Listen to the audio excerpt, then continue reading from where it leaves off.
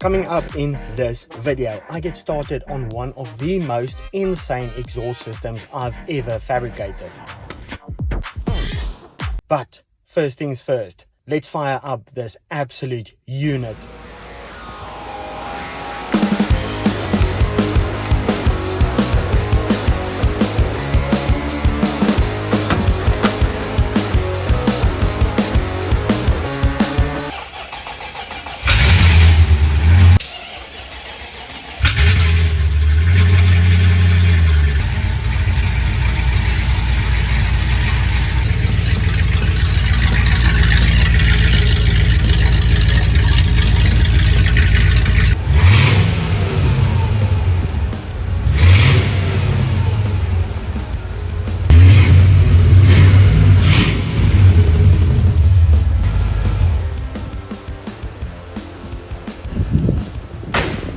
As you can hear, this is not your average W460 G-Wagon. What we have here is a full body swap. No longer is this powered by the original OM617 diesel inline 5 engine, but now it's powered by a 5-liter M113 V8.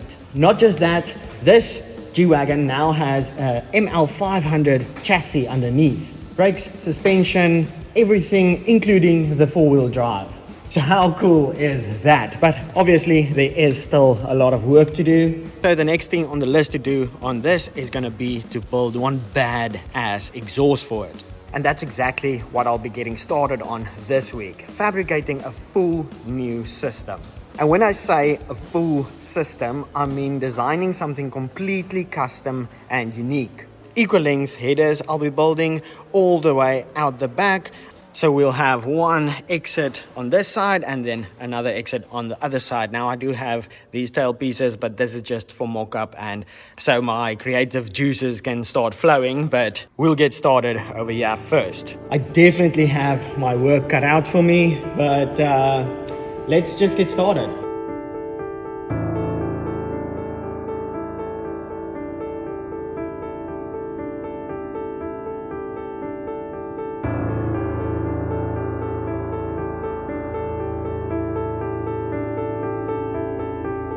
And I will say, it sounds about as good as it looks, which it doesn't. So time to say goodbye to what's left of the stock exhaust and give it the upgrade it desperately needs. Luckily for me, the front fenders were already removed, so that already helps free up a ton of room to work on things. I just moved some of the wires out of the way, and I also wanted to get the front wheels off to free up even more space.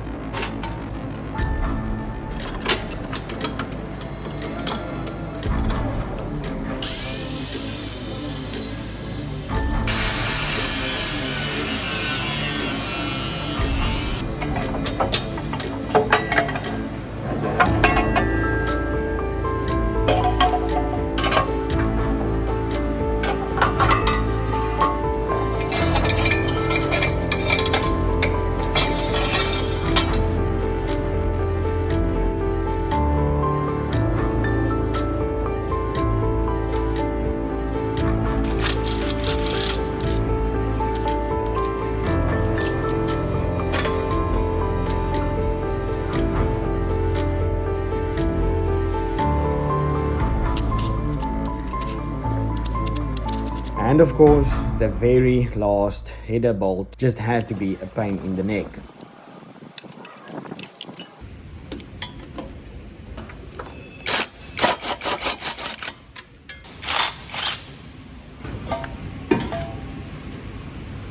got lucky on this one. But soon enough, I got the old system out and I could take a few measurements to see what I need for the new exhaust.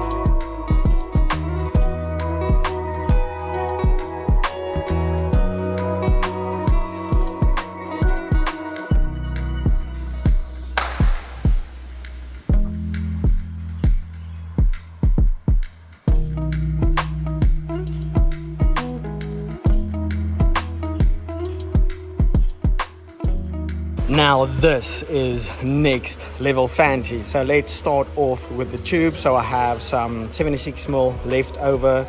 I bought a one length, so that's 6 meters, and then I also got a 50mm that I'll be building the runners with, so I got a 6 meter piece of that as well. And then I got some 76mm flex hoses. Once we get started on the exhaust, I'll get to that. And then we have some proper V-bands that's really fancy. Everything is 304 stainless steel, really freaking nice looking stuff.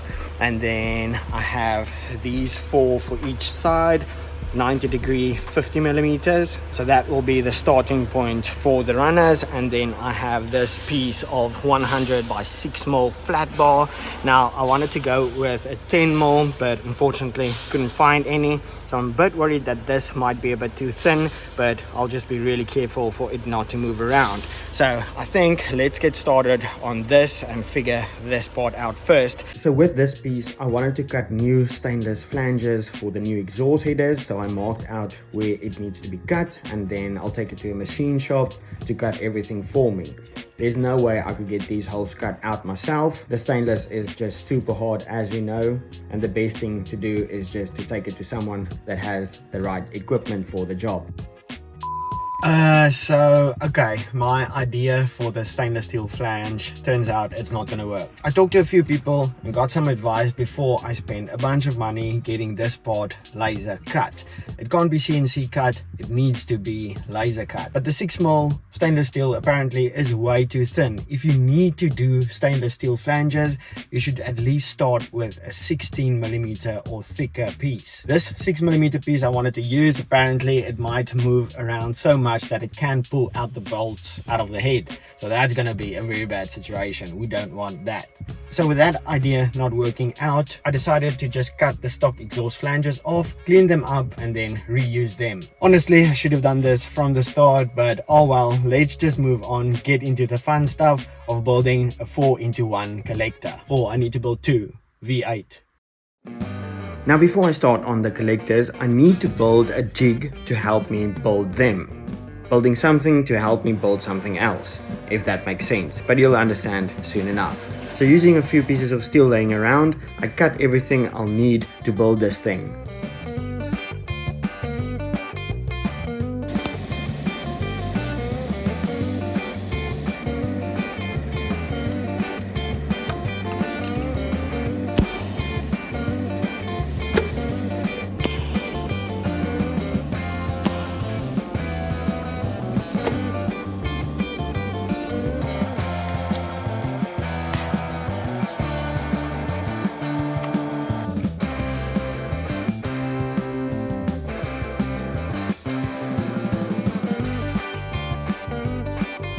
So this contraption will be how I mount the 50mm pieces to be sturdy enough to cut them on the bandsaw. With the jig ready to go, I need to cut 4 pieces of the 50mm tube, each at 150mm long.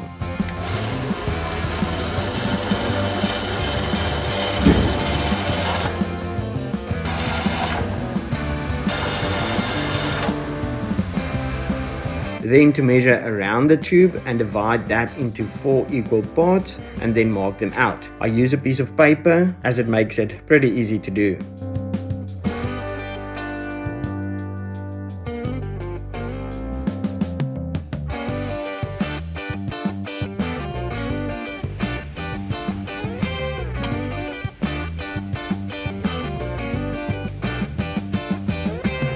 With that done, it's time to mount the first piece and cut it at exactly 11.5 degrees. But I ran into a problem before even starting. So the blade needs to start on the center line over here, but I can't move it in more because the clamp on the machine is in the way. Easy fix for that is to just move this over by 30mm. So I unbolted it, marked it out and made sure we have enough adjustment on it before drilling some new mounting spots. I had to check and double check because the smallest amount that the machine is off could come back later and bite you.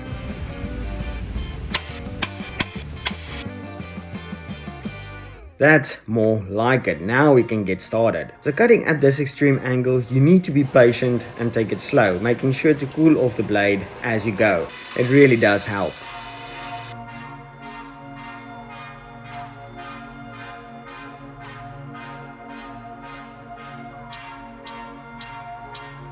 After the first cut, you want to rotate the piece by 90 degrees. I just made some marks on the jig to have repeatable accuracy with every cut.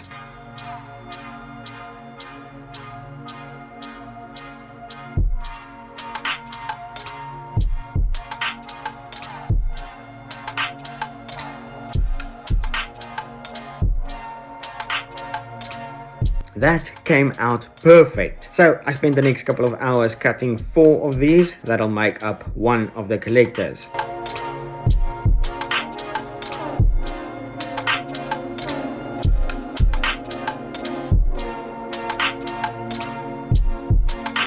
Now that I know my measurements are accurate enough, I could go ahead and cut the next 4 pieces that'll make up the second collector.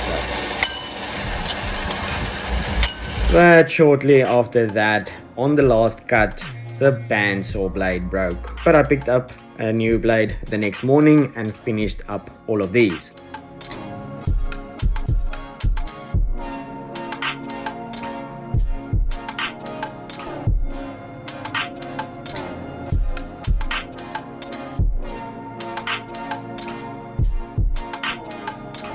A quick once over on the belt sander and these are ready to be cleaned and then tack welded together. With a bit of finesse, I got them to go together with minimal gaps and could start welding.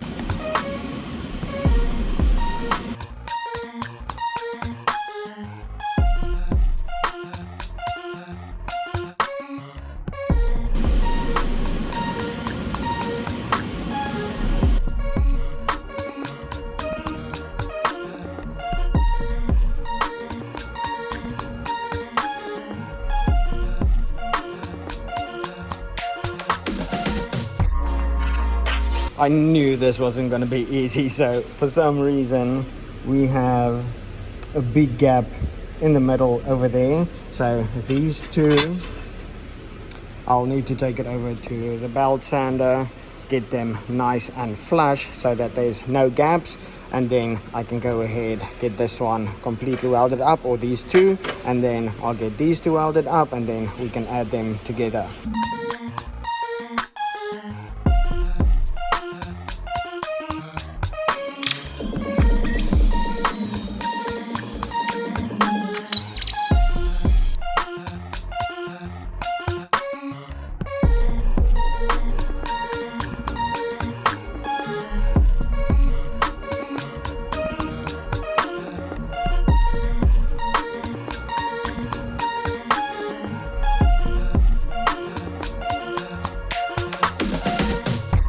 These first welds look great, but getting into the harder to reach spots I have to stick out the tungsten on the torch more to reach in there, and therefore the welds don't look as good.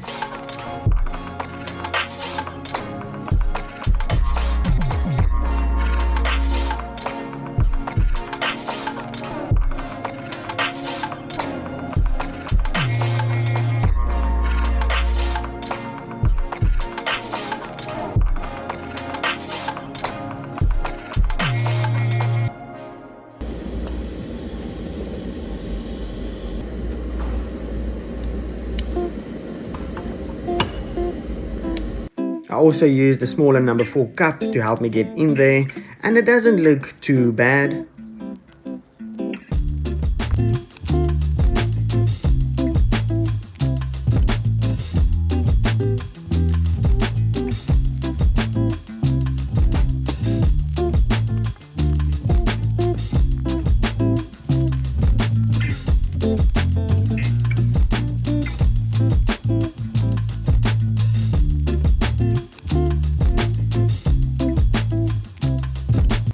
And there we have it. So I'm really happy with it so far, especially the sides over here, but getting into these tight spaces with the TIG torch is just a nightmare. So that doesn't look the best, but I really did try my best. And then the one runner in that corner, I messed that up. So I'll have to make that for cylinder 1, so I can make sure that's not going to be a problem. We don't need any holes in this thing. But now something I'm really excited about is the next step. I need to figure out where I need to cut this so that this turns into a 76, and we'll be adding a V-band over here. So this is about the fanciest I've ever went with an exhaust. I've never added a V-band to any of my exhausts. I usually just use cheap normal mild steel flanges, but this is really nice. So I need to measure this out. It's so satisfying how it clicks into place. Oh, that's nice. So yeah, gonna weld the one flange over there, the next one, and then that collector will connect up with the rest of the exhaust with a V-band. Really freaking cool. So let me mark out, cut, and then get this on there. Let's go.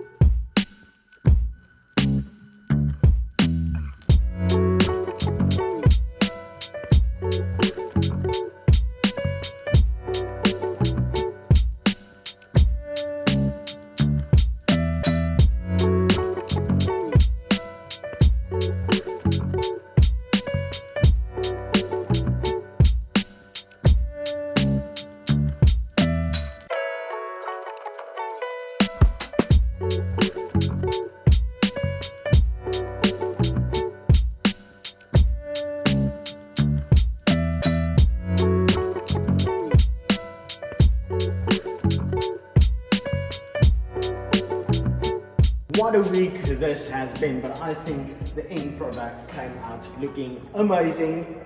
And keep in mind, I had to do all of that twice. So I had a bit of a different approach on this one for the welding, or when it came to the welding. So it does look a bit better than the first one, but I'm happy with both of them. They really came out looking sick. Now, these things take an insane amount of time and effort to fabricate. And as you probably saw throughout the video, I'm still settling in and cleaning up my little workspace here in Cape Town so that I can ultimately be a bit more efficient when it comes to building things like this. So that's about it for this week's video. Come back next week, same time, same place, for part 2 of building some equal length headers. And then once we get that done, we'll move on to the rest of the exhaust, which I think is gonna look freaking amazing, and more importantly, sound freaking amazing. Hope you guys enjoyed the video. If you did, please hit that like button, and I'll see you in the next one. Peace!